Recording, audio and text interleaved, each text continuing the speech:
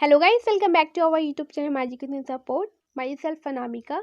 और गाइस, हम इस वीडियो में कवर करने वाले हैं Ohm's law and the factor affecting the resistance. Okay, यानी कि रेसिस्टेंस किस पे डिपेंड करता है और ओम्स लॉ के बारे में पढ़ेंगे। ओके, हालांकि मैंने पिछले वीडियो में आपको electric circuit, electric current, electric potential and potential difference के साथ साथ सर्किट डायग्राम तक कवर करवा दिया था।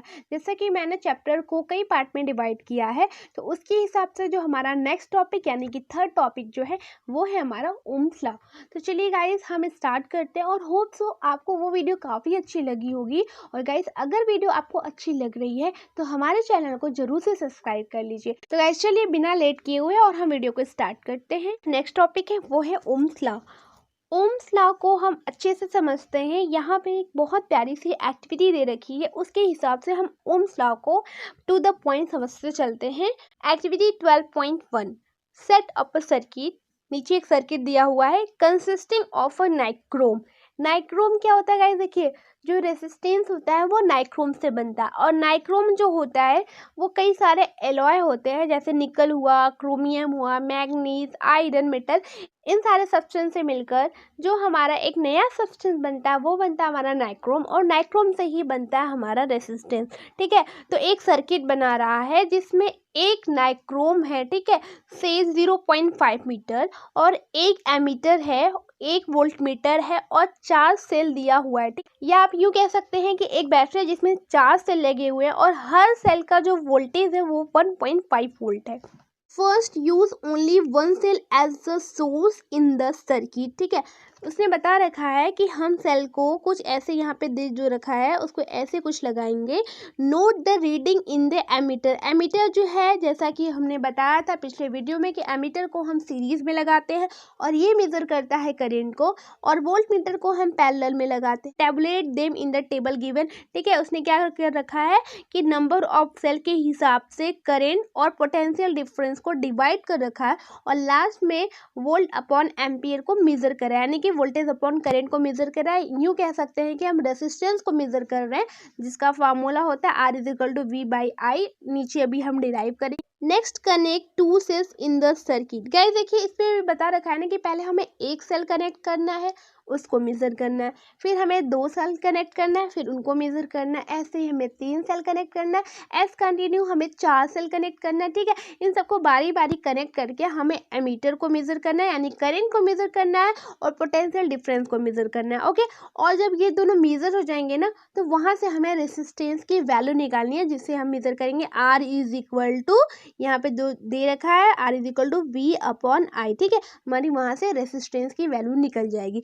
तो गाइस, जो अभी हमने एक्टिविटी किया ना, इसके रिजल्ट से हमने एक ग्राफ ड्रॉ किया। ठीक है, हम एक ग्राफ ड्रॉ करेंगे जिसमें V/I यानी V और I का रेशियो से हम लिखेंगे। V जो होगा हमारा Y एक्सिस पे होगा, पोटेंशियल डिफरेंस जो कि है, और I यानी जो करंट वो हमारा X एक्सिस पे होगा। तो आप देखेंगे कि जैसे जैसे हमारा वोल्टेज बढ़ता जा रहा है, जैसे जैसे आप सेल को लगाते जाएंगे वैसे वैसे क्या होगा, हमारा करंट बढ़ता जाएगा। ठीक है, यानी कि वोल्टेज जो होगा वो करंट के डायरेक्टली प्रोपोर्शनल बढ़ता जाएगा, जिसकी वजह से हमारा जो ग्राफ मिलेगा वो बिल्कुल स्ट्रेट मिलेगा और ओरिजिन को कट करते हो जाएगा। ठीक है, तो ये जो है V/I जो है एक कांस्टेंट रेशियो दे रहा है। ठीक है, यानी कि जब हम एक सेल लगाएं तो उसका जो वैल्यू आया, 2 सेल लगाने पे जो उसका वैल्यू आया, रेशियो के फॉर्म में आ रहा है। तो जो ओवरऑल रेशियो आया ना V/I, वो बिल्कुल कांस्टेंट था। ठीक है, अगर आप वैल्यू रख के देखना चाहें तो आप वैल्यू रख के देखिए और कैलकुलेट कीजिए, आप पाएंगे कि V/I जो हुआ वो आपका कांस्टेंट है। तो इसमें ये बता रखा है कि in 1827 a German physics George Simon Ohm found out the relationship between the current I flowing in a metallic wire and the potential difference across its term। तो गाइस, जो जॉर्ज साइमन ओम थे, ठीक है, जिसके नाम से ये रेसिस्टेंस की जो यूनिट रखाई ओम, ठीक है, उन्होंने क्या किया कि फाउंड किया, रिलेशन फाइंड किया करंट और पोटेंशियल डिफरेंस के बीच में। ठीक है, he stated that the electric current flowing through a metallic wire is directly proportional to the potential difference V across the ends provided its temperature remains the same. तो guys देखिए ये रहा हमारा ओम्स लॉ की बहुत ही precise form में definition. और अगर आप चाहे तो इस डिफिनीशन को नोट कर सकते हैं और आप एग्जाम में बिल्कुल यही डिफिनीशन लिख सकते हैं। लेकिन याद रखिएगा कि हमारे ये जो दिया हुआ है ना condition, temperature remains the same, यानी कि टेम्परेचर हमारा कांस्टेंट होना चाहिए, है ना। तो हम क्या बोलेंगे, at constant temperature electric current flowing through a metallic wire is directly proportional to potential difference V across its ends. ठीक है, तो हम इसका यही प्रिसाइज डिफिनीशन लिखेंगे। ओके, तो अगर हम इसको मैथमेटिकल फॉर्म में लिखना चाहे तो हम क्या लिखेंगे, v is directly proportional to i, है ना। v अगर डायरेक्टली प्रोपोर्शनल टू i हुआ तो v is equal to i लिखने के लिए हमें यहाँ पे कुछ कांस्टेंट लेना पड़ेगा, है ना। आप पिछले कई सारी क्लासों में आप पढ़े होंगे, 7th 8th और 6th वगैरह में, है ना, 9th में भी पढ़े होंगे कि जब भी किसी के डायरेक्टली प्रोपोर्शनल या इनवर्सली प्रोपोर्शनल होता है तो हमें वहाँ पे कांस्टेंट लेना पड़ता है। तो गाइस देखिए आपके सर्किट में एमीटर था, वोल्ट मीटर था, जिसको आप ले नहीं सकते कांस्टेंट क्योंकि वैरी तो वो हो रहा था।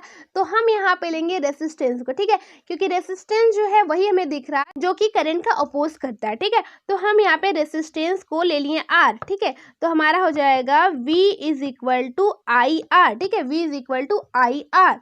और अगर हम इसी को दूसरे फॉर्म में लिखना चाहे तो हम लिख सकते हैं I is equal to V by R. Okay, I is equal to V by R. तो हम देखेंगे यहाँ से पाएंगे कि जो हमारा करंट है ना, करंट जो है वो इनवर्सली प्रोपोर्शनल टू रेसिस्टेंस है और डायरेक्टली प्रोपोर्शनल टू वोल्टेज है।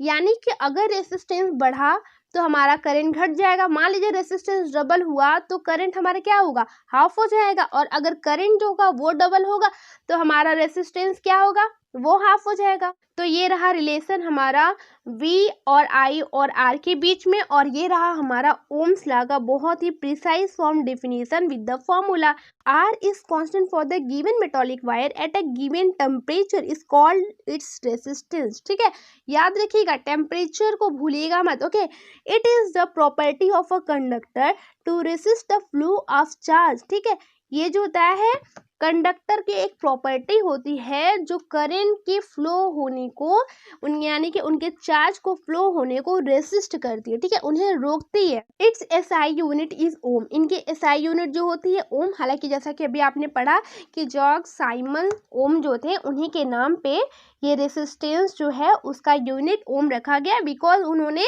क्या किया था, पोटेंशियल डिफरेंस और करंट का रिलेशनशिप जो होता है वो ढूंढा था। Okay, represented by the Greek letter. ठीक है, वो ग्रीक के थे इसलिए ग्रीक लेटर यानी कि कुछ इस तरह उन्हें हम डिनोट करते हैं ohm, according to the Ohm's law.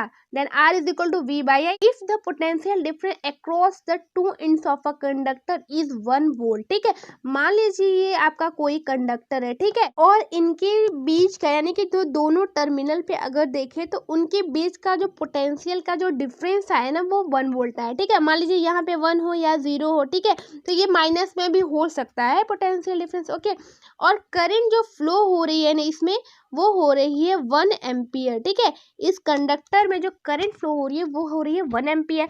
Then the resistance of the conductor. तो गाइस देखिए रेसिस्टेंस क्या होगा, मैंने पिछले वाले वीडियो में आपको बताया था कि जब भी हमें 1 एम्पियर पूछे या 1 वोल्ट पूछे तो हमारा जो फार्मूला आता है वो भी 1 के फॉर्म में ही आता है। तो पोटेंशियल डिफरेंस जब 1 है और हमारा करंट भी 1 है तो पोटेंशियल डिफरेंस यानी वोल्ट अपॉन एम्पियर हमारा रेसिस्टेंस होता है, यानी कि R is equal to V by I होता है।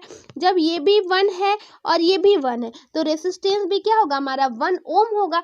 तो वही बोला resistance of the conductor is 1, that is 1 ohm is equal to 1 volt upon 1 ampere. It is obvious from equation 12.7 that the current through a resistor is inversely proportional to its resistance। ठीक है, current जो होगा वो inversely proportional to resistance था, I is equal to V by R है ना। तो current जो हुआ, जैसे करंट बढ़ेगा तो हमारा रेसिस्टेंस घटेगा, यानी कि इन्वर्सली प्रोपोर्शनल है। तो वही इस पे बता रखा है, current is inversely proportional resistance if the resistance is double. मान लीजिए आपका ये रेसिस्टेंस 2R हो गया, ठीक है। अगर रेसिस्टेंस 2R हुआ तो जितना हमारा रेसिस्टेंस बढ़ा, बिल्कुल उसका अपोजिट ही हमारा करंट जो होगा वो क्या होगा, घटेगा।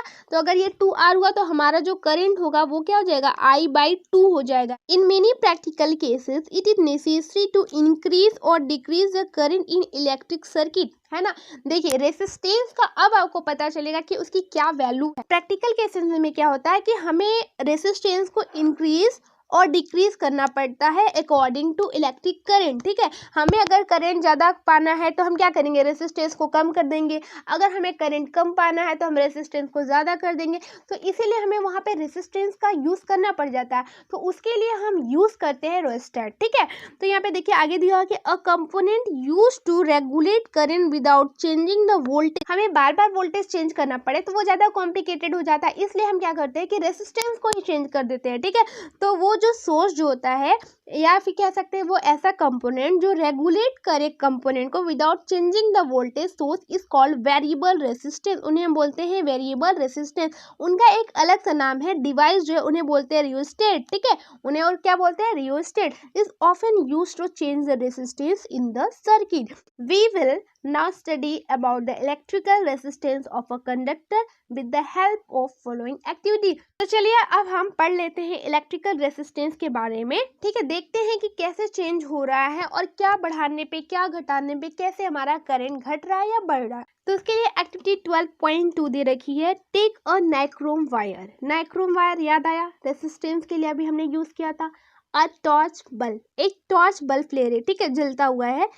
अ 10 वॉट बल्ब, एक 10 वाट का बल्ब ले रहे हैं। एक एमीटर ले रहे हैं जिसका रेंज है 0 से 5 एम्पियर। और प्लग की, हम एक प्लग की भी ले रहे हैं, हमें ऑन ऑफ करने की जरूरत तो पड़ेगी, है ना। सम कनेक्टिंग वायर, कुछ कनेक्टिंग वायर ले रहे हैं जिन्हें हमें कनेक्ट करने की जरूरत पड़ेगी। ये सारी है, ठीक है, ये सारी कनेक्टिंग वायर है। ये हमारा एमीटर है और ये हमारा प्लग की है, okay. Set up the circuit by connecting 4 dry cells of 1.5 volt each in series with the ammeter, leaving a gap XY in the circuit। Guys इस पैराग्राफ पे बता रखा है कि हमें जो क्या करना है कि सेटअप बनाना है circuit by connecting 4 dry cell. 4 dry cell लेना है और हर सेल का जो वोल्टेज है ना वो 1.5 वोल्ट है, ठीक है। सीरीज विद एमीटर, जैसा कि पता है कि एमीटर हमेशा किस में जुड़ता है, सीरीज में जुड़ता है। Leaving a gap X Y, ठीक है, एक्स वाई गैप छोड़ रहे हैं जहाँ पे हमें नाइक्रोम वायर लगाना है या फिर किसी चीज को लगा के चेक करना पड़े। इस अब देखिए नेक्स्ट हमें क्या करना है कि complete the circuit by connecting the nichrome wire in the gap X Y, plug the key, note down the ammeter reading, take out the key from the plug, ठीक है। हमें क्या करना है कि हमें बारी बारी से सारे कंपोनेंट को लगा के और चेक करना, और उसके बाद की को ऑन करना है। ऑन करने के बाद उसको हटा के मतलब रीडिंग को लेकर इसके बाद की को हमें ऑफ कर देना है, ठीक है। कि यहाँ पे ये पॉइंट दे रखिए नोट में कि always take out the key from the plug after measuring the current through the circuit. Guys देखिए ये बात इसीलिए कही गई है ताकि हमें एरर न मिले। एरर का मतलब ये है कि अगर बाय द वे मान लीजिए कि आप प्लग को ऑन किए रहिए, एक के बाद एक कंपोनेंट लगा रही है, तो फिर क्या होगा, आपको पहली बात तो क्या होगा, करंट मिलेगा, है ना, झटका लगेगा, शॉक होगा, ठीक। और साथ में क्या हो जाता है कि उसमें एरर आ जाती है, और पहली बात ये है कि आपको शॉकिंग भी लग सकती है। तो इसलिए क्या किया है कि प्लग को बंद कर देना है हर कंपोनेंट को मेजर करने के बाद। Replace the nichrome wire with the torch bulb in the circuit. हमें नाइक्रोम वायर लगाया, हम रेजिस्टेंस मेजर कर, अब हमें टॉर्च बल्ब लगाना है। नाइक्रोम वायर को रिप्लेस करने के बाद एक्स वाई प्लेस के बीच में find the current through the by measuring the reading of the ammeter. अब हमें इसका करंट मेजर करना है क्योंकि हमने एमीटर जो है लगा रखा है, ठीक। Now repeat the above step with 10 watt bulb in the gap X Y. उसी एक्स वाई गैप के बीच में हमें 10 वॉट बल्ब को भी रखना है, और फिर क्या करना है कि हमें एमीटर से उसकी रीडिंग लेनी है, मेजर करना है कि उसका जो करंट है ना वो कितना हुआ। कि ये सब मेजर करने के बाद आप क्या होंगे कि फाइंड करेंगे कि एमीटर जो है ना सारे कंपोनेंट की रीडिंग जो है डिफरेंट मेजर कर रहा है। अब वो जो डिफरेंस है ना वो तो लगाने के बाद पा सकते हैं ना, कंपोनेंट को यूज करने के बाद पा सकते हैं कि कितना डिफरेंस कर रहा है। What do the above observation indicate, ये ऑब्जर्वेशन क्या इंडिकेट कर रहा है? Okay, you may repeat this activity by keeping any material component in the gap, observe the ammeter reading in each case, analyse the observation. ये activity तो observe करने के लिए बताई है कि आप कैसे मेजर कर सकते हैं। तो चलिए देखते हैं कि आगे क्या दे रखा है, इस एक्टिविटी के द्वारा आपको क्या समझाना चाहते हैं। In this activity, we observe that the current is different for different component. हम इस एक्टिविटी में क्या ऑब्जर्व किए, करंट जो है ना डिफरेंट कंपोनेंट के लिए अलग अलग है। वाई डू दे डिफर, ये डिफर क्यों कर रहा है? Certain component offer an easy path for the flow of electric current while the other resist the flow, है ना। कुछ जो है ना बहुत शॉर्टेस्ट पाथ जो है फाइंड करते हैं करंट को फ्लो करने के लिए, ठीक। कुछ जो होते हैं करंट को रोक देते हैं। ऐसा क्यों होता है? और इसी वजह से तो हमारा करंट जो होता है डिफर करती है। We know that the motion of electron in an electric circuit constitute an electric current, ठीक है। मोशन ऑफ इलेक्ट्रॉन जो है इलेक्ट्रिक सर्किट में ना वो इलेक्ट्रिक करंट को रखे रहते हैं, ठीक है। जैसा कि मैंने पिछले वाले लेक्चर में बताया था कि वो इलेक्ट्रिक चार्ज जो होते हैं मूव करते हैं ना, उनके वजह से इलेक्ट्रिक करंट प्रोड्यूस होते हैं। तो यही जो मोशन करते हैं इलेक्ट्रॉन यानी कि चार्ज जो मूव करते हैं इलेक्ट्रिक सर्किट में, वो एक इलेक्ट्रिक करंट रखे होते हैं, ठीक है। The electrons, however, are not completely free to move within a conductor, ठीक है। इलेक्ट्रॉन बहुत फ्री नहीं होते हैं मूव करने में, ठीक है। उन्हें रेसिस्ट करने वाला कोई ना कोई होता है, कोई तो प्रॉब्लम उन्हें होती रहती है। They are restrained by the attraction of the atom among which they move. Thus, motion of electron through a conductor is retarded by its resistance. कहते हैं मोशन ऑफ इलेक्ट्रॉन, ठीक है, through a conductor is retarded bye its resistance. ये line ऐसा बोल रखा है कुछ। रिटार्डेशन यानी क्या होता है? एक्सेलरेशन का जस्ट अपोजिट होता है, ठीक है।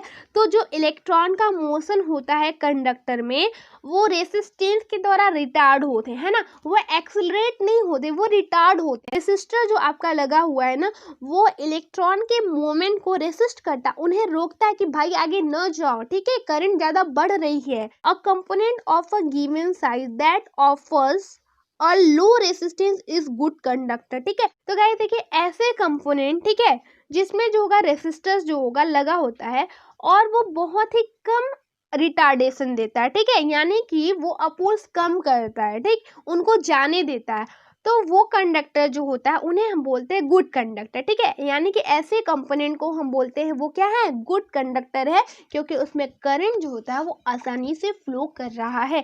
जैसे आप ले लीजिए एग्जांपल में, आपके कोई मेटल्स हो गए, ठीक है, ग्रेफाइट हो गए, तो इसमें क्या होता है? करंट आराम से मूव कर। A conductor having some appreciable resistance is called a resistor, ठीक है। ऐसे कंडक्टर जिसमें अप्रिसिएबल रेसिस्टेंस है उन्हें हम बोलते हैं resistor. A component of identical size that offers a high resistance is poor conductor. देखिए जो सबसे ज्यादा अपोज करेगा यानी कि ज्यादा से ज्यादा रिटार्ड करेगा और जिनका रेसिस्टेंस ज्यादा होगा, इसका मतलब क्या है? उसमें करंट कम फ्लो करेगी, बिकॉज आप जानते हैं कि I is equal to V by R. Resistance अगर बढ़ेगा तो करंट आपकी घटेगी, और जहाँ पे करंट घटेगी तो क्या आप वो चीज यूज करेंगे? नहीं यूज करेंगे, यानी कि क्या हुआ? आपका पुअर कंडक्टर हो गया, है ना। जैसे मान लीजिए plastic and insulator of the same size offers even high resistance, ठीक है, यानी कि बहुत ज्यादा ही रेसिस्टेंस इनका हो जाता है, हाई रेसिस्टेंस ऑफर करते हैं। तो ऐसे कंपोनेंट को हम बोलते हैं इंसुलेटर, ठीक है। तो आप समझ चुके होंगे कि कौन गुड कंडक्टर है, कौन पुअर कंडक्टर है, कौन इंसुलेटर है।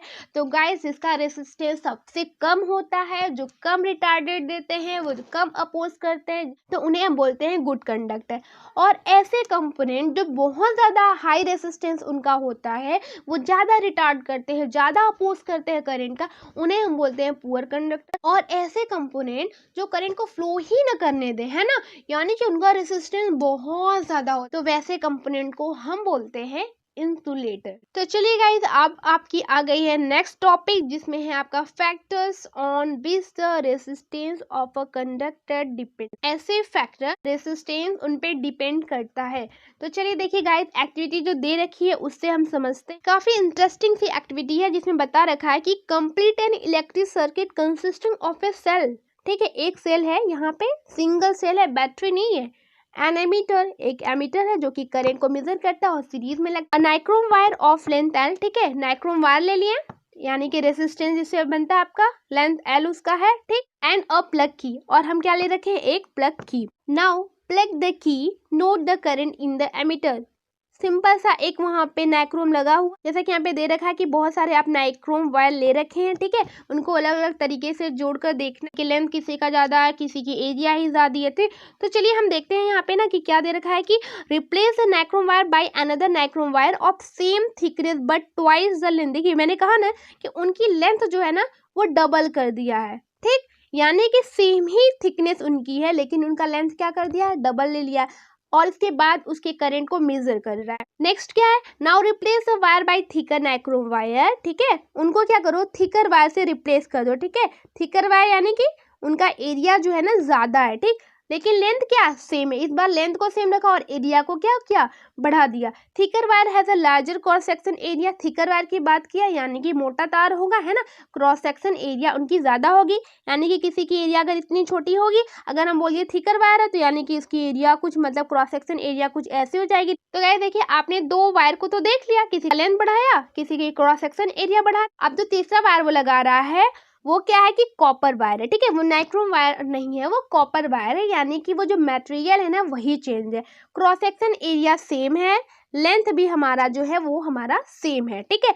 Notice the difference in the current in all cases, हमें नोटिस करना है करंट को अलग अलग केसेस में। Does the current depends on the length of the conductor, does the current depend on the area of cross section of the wire use, ठीक है, हाँ वो भी देखते हैं। It is observe that the ammeter reading decrease to 1/2 when the length of wire is double, ठीक है, ammeter reading in the sense आधा करंट डिक्रीज कर गया जब हमने रेसिस्टेंस की लेंथ को क्या किया, डबल कर दिया, ठीक है। रेसिस्टेंस का जो लेंथ है, ठीक है, R is equal to depend करता है ये रो बाई एल पे, ठीक है, रो एल बाई ए पे, रो एल बाई ए पे रेसिस्टेंस हमारा डिपेंड करता है। जब हमने वायर की लेंथ को डबल कर दिया तो हमारा करंट जो है ना वो हाफ हो गया, ठीक है। अब इसको और डिटेल में समझेंगे, पहले आप इतना ही समझिए। The ammeter reading is increased when the thicker wire of the same material and the same length is used in the circuit. Thicker wire current increase कर गया जब हमने क्या किया कि एरिया ऑफ क्रॉस सेक्शन उसका डबल कर दिया, या फिर कह सकते हैं एरिया को हमने जब बढ़ा दिया तो ये जो हमारा करंट है ना वो भी क्या हुआ, बढ़ गया। A change in ammeter reading is observe when a wire of different material of the same length and the same area of cross section is use, ठीक है, जब हम सेम लेंथ और सेम एरिया वाले वायर को use किए but उनका जो मटेरियल था ना, यानी कि नाइक्रोम से हमने जो कॉपर चेंज किया था उसकी रीडिंग जब मेजर किया तो वो भी हम कुछ डिफरेंट पाए। ओम्स लॉ को जब हम अप्लाई करते हैं तो हमने पाया resistance of the conductor depends on its length, on its area of cross section and the nature of the material, ठीक है। इन पे ना क्वेश्चन अक्सर आपसे पूछ लेता है, ठीक है, चाहे वो कोई भी कंपटीशन लेवल का एग्जाम हो या फिर छोटे लेवल का एग्जाम हो। तो यानी कि आपका रेसिस्टेंस जो है ना वो किस पे डिपेंड करता है, लेंथ पे डिपेंड करता है, और किस पे डिपेंड करता है, एरिया पे डिपेंड करता है, और on the nature of its material, वो मटेरियल किस चीज का है इस पे भी डिपेंड करता है। Precise measurements have shown that the resistance of a uniform metallic conductor is directly proportional to its length and inversely proportional to its area of cross section. Resistance जो है वो directly proportional to length है और resistance जो है वो inversely proportional to area of cross section भी है, यानी कि ये दोनों पे डिपेंड करा। और गाइस देखिए मैंने अभी बताया था पीछे ओम्स लॉ में कि इनवर्सली प्रोपोर्शनल या डायरेक्टली प्रोपोर्शनल जब भी हटता है तो वहां पे हमारा कोई ना कोई कांस्टेंट तो आता ही है ना। तो यहाँ पे कांस्टेंट आने वाला है आपका रो, जिन्हें हम बोलते हैं रेसिस्टिविटी, है ना। तो R is equal to rho L by A, यानी कि resistance is directly proportional to length, length बढ़ेगा रेसिस्टेंस बढ़ा, ठीक है, लेंथ बढ़ा रेसिस्टेंस बढ़ा, और हमारा अगर लेंथ बढ़ा रेसिस्टेंस बढ़ा और रेसिस्टेंस बढ़ा तो एरिया ऑफ क्रॉस सेक्शन क्या हुआ, डिक्रीज हुआ, है ना। I is equal to V by R, है ना। और अगर रेसिस्टेंस बढ़ा तो हमारा करंट क्या हुआ, करंट हमारा क्या हुआ, घट गया। तो यही रिलेशन हमें यहाँ पे भी लिख सकते हैं, I हमारा क्या हुआ, घट जाएगा। तो गाइस देखिए यही रहा रिलेशन जो कि अभी मैंने पूरा डिटेल में आपको बता दिया है। अब देखिए ये जो रो है ना उसके बारे में हम समझते हैं। रो जो है वो होता है रेसिस्टिविटी, यानी कि वो डिपेंड करता है कि हमारा मटेरियल कैसा है। Where rho is constant of proportionality and it's called the electrical resistivity of the material of the conductor. ठीक है, इन्हें क्या बोलते हैं, electrical resistivity of the conductor भी बोलते हैं। इनकी एसआई यूनिट क्या होती है, ओम मीटर होती है। ठीक है, एसआई यूनिट क्या होती है, ओम मीटर होती है। ये जो हमारा रो दे रखा हुआ है, it is a characteristics property of the material. ठीक है, ये अभी मैंने बताया कि ये प्रॉपर्टी ऑफ मटेरियल पे डिपेंड करते हैं।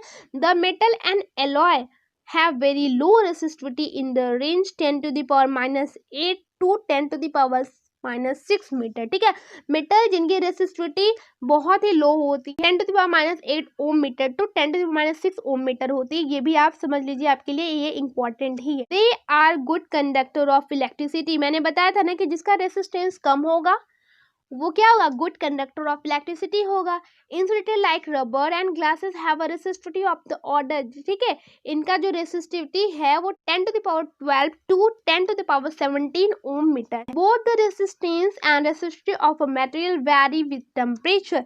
टेम्परेचर के हिसाब से क्या होते हैं, रेसिस्टेंस और रेसिस्टिविटी जो होते हैं वो क्या होते हैं, वैरी करने लगते हैं, चेंज करने लगते हैं, यानी कि टेम्परेचर पे ये डिपेंड करते हैं। गाइस देखिए नीचे ये टेबल दे रखा है कंडक्टर, ठीक है, उनके मटेरियल, उनकी रेसिस्टिविटी और एलॉय। ठीक है, इंसुलेटर भी दे रखा है। Alloy do not oxidise burn readily at high temperature. Alloy का हम इसीलिए यूज करते हैं, एलॉय इन द सेंस कि जो कि नाइक्रोम था हमारा ना, वो एलॉय से मिलकर बना था, इसीलिए हम रेसिस्टर्स जो होते हैं एलॉय से बनाते हैं, ताकि अगर वो टेम्परेचर बढ़े, है ना, अगर करंट फ्लो करेगा टेम्परेचर तो बढ़ेगा ही, और अगर टेम्परेचर बढ़ेगा तो ये ऑक्सीडाइज नहीं होते, यानी कि बर्न नहीं होते हैं, इसीलिए हम एलॉय का यूज करते हैं। तो इस हिसाब से ये पॉइंट काफी इंपॉर्टेंट है। ठीक है, यानी कि हम एलॉय का किस लिए यूज करते हैं, इसमें ये बात बता रहे हैं कि for the reason they are commonly used in electrical heating devices like electric iron, tungsten is used almost exclusively for filament of electrical bulb. ठीक है, ये भी क्या होते हैं, एलॉय से ही मिलकर बने होते हैं, टंगस्टन जो होते हैं। ठीक है, various copper and aluminium are generally used for electrical transmission line. ठीक है, ये जो कॉपर और एल्युमिनियम वगैरह होते हैं उनका जो यूज करते हैं इलेक्ट्रिकल ट्रांसमिशन लाइन में करते हैं। तो गाइस फाइनली हम इस वीडियो के लास्ट वाले टॉपिक पे पहुंच गए हैं। इन द सेंस ये है कि हम न्यूमेरिकल्स पे पहुंच गए हैं। न्यूमेरिकल्स जो कि एग्जांपल फॉर्म में यहाँ पे दे रखा है, इसमें बताया हुआ है कि इलेक्ट्रिक बल्ब जिसका वोल्टेज 220 वोल्ट है ना, और बल्ब फिलामेंट का जो रेसिस्टेंस है वो 1200 ओम है। आपको दिया हुआ है रेसिस्टेंस और आपको दिया है वोल्टेज, तो आपको फाइंड करना है करंट। तो आप देखेंगे कि इनका जो रिलेशन कोई है क्या, V और R और I के साथ, तो I इज इक्वल टू क्या होता है, V/R होता है। तो यहाँ से आप क्या करेंगे, वोल्टेज की वैल्यू रख दीजिए 220 और रेसिस्टेंस यानी कि 1200 ओम और रखेंगे तो आप पाएंगे 0.18 एम्पियर। वैसे ही सेकेंड जो क्वेश्चन दे रखा है, क्वेश्चन बी जो है, इलेक्ट्रिक हीटर कॉइल जो है जो कि 220 वोल्ट जो है सोर्स पे ले रहा है, अगर रेसिस्टेंस जो हीटर कॉइल का है वो 100 ओम है, तो हमें पता करना है कि करंट क्या होगा इलेक्ट्रिक हीटर का।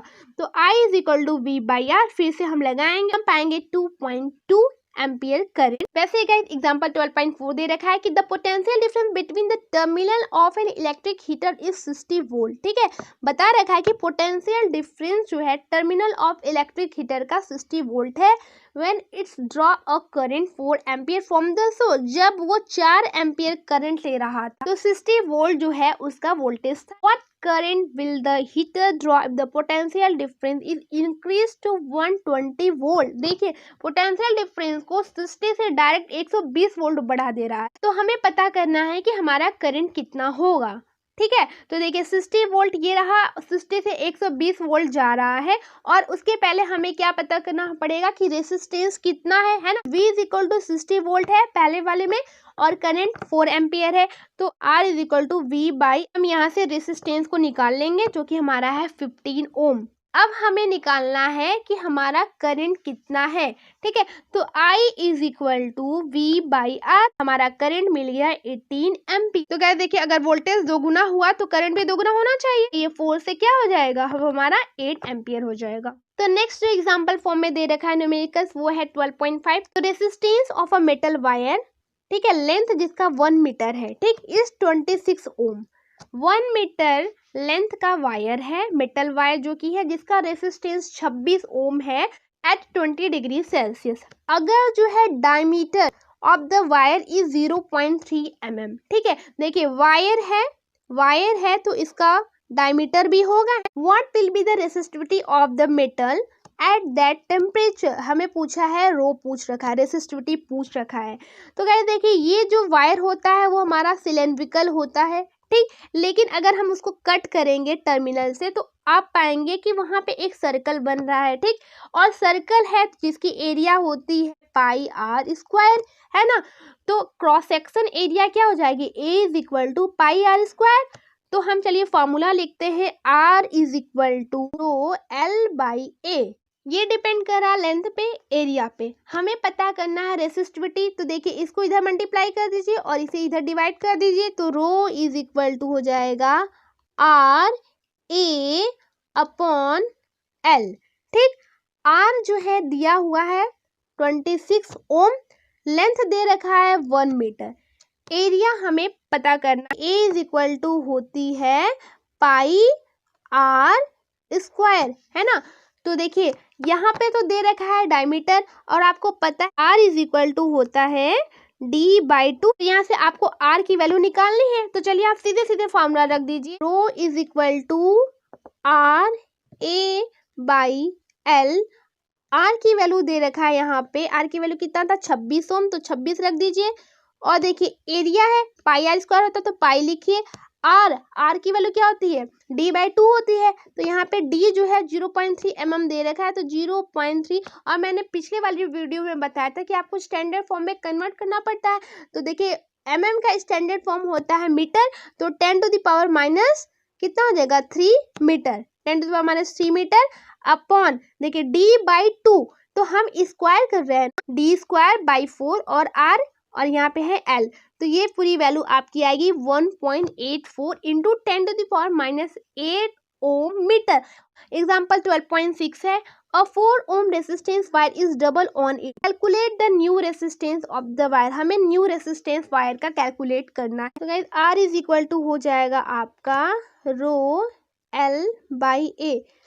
लेकिन इसमें एक बात बता रहा है कि wire is double on it, तो वायर जब भी डबल होगा, ठीक है, ऐसे वायर था उसमें एक और वायर लगा दिया, डबल कर दिया ना वायर को, तो क्रॉस सेक्शन एरिया क्या हो जाएगी आपकी, डबल हो जाएगी। तो क्रॉस सेक्शन एरिया तो 2a हो जाएगी और लेंथ क्या हो जाएगा आपका l बाई 2 हो जाएगा, क्योंकि अगर एरिया बढ़ी तो लेंथ तो हाफ होना ही। तो दूसरा जो रेसिस्टेंस डबल होने के बाद है वो है आपका रो l बाई 2, ठीक है, 2 नीचे हो गया और 2a, क्योंकि ये भी दो गुना हो रहा था, ये हो रहा था, ठीक है। अब देखिए रो एल बाई जो वैल्यू है इसकी पूरी टोटल, ये क्या आर है ना, और आर की वैल्यू 4 ओम दे रखी है, तो हम लिखेंगे R dash is equal to 4 upon 4, है ना। अब ये 4 कैंसिल हो जाएगा 1 ओम। तो ये रहा आपका रेसिस्टेंस, न्यू रेसिस्टेंस जो आर डैश है वो होगा आपका 1 ओम। तो गाइस देखिए आप इस सोल्यूशन में आप देख सकते हैं, जो कि मैंने अभी आपको बताया वो पूरा ऐसे ही सॉल्व कर रखा है, जो कि मैंने अभी आपको बता दिया है बहुत ही सिंपल वे में। चलिए अब हम यहीं पे वीडियो को इन करते हैं और नेक्स्ट वीडियो में हम पढ़ेंगे पैरेलल एंड सीरीज कॉम्बिनेशन को। अगर हमारी वीडियो आपको अच्छी लगी तो हमारे चैनल को सब्सक्राइब कीजिए और बेल आइकन को दबाते हुए और हमारे चैनल पे दोबारा आना बिल्कुल मत भूलिए, बिकॉज हम ऐसे ही बहुत सारे एजुकेशन से रिलेटेड और बहुत ही सिंपल और इजी वे में लेक्चर को लाते रहते हैं।